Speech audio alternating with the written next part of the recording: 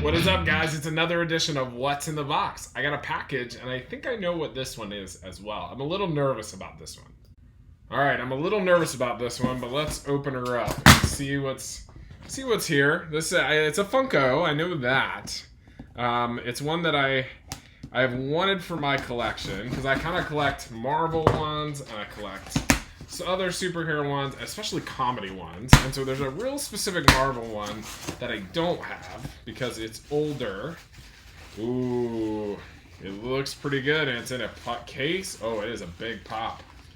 So what I got was, ooh, I like this one a whole lot. Hulkbuster armor. Now, I'm an out-of-the-box collector, even though this case is awesome. So I'm going to pull the Hulkbuster out because I want him to be on my shelves. He is so cool. This is the Hulkbuster armor from Age of Ultron. So this is a little bit older movie. And he is heavy, too. Wow. Because if you're going to have a Marvel collection, you got to have an Iron Man. And the little plastic piece is a little bit of a struggle to get down. He's cool though. I'm really happy by this one. But you know, the little plastic piece, the guys, because I always keep the box. The box is actually pretty heavy duty compared to most Funko boxes. That's really cool.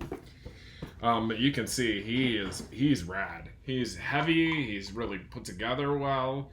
But if you're gonna have a Marvel collection, you gotta have Iron Man, and why not have, if you're gonna have Iron Man, have the biggest Iron Man of all. So where I'm going to put him, I don't know that you can see it. Let's see if it'll go. I want to go this way. He's going to go, you can see it. You can see he's going to go over there with that picture my daughter gave me and the little toy car. So he doesn't come right into camera view, but I'm going to go ahead and get him over there onto the shelf. And thanks for watching. Make sure you hit that subscribe button.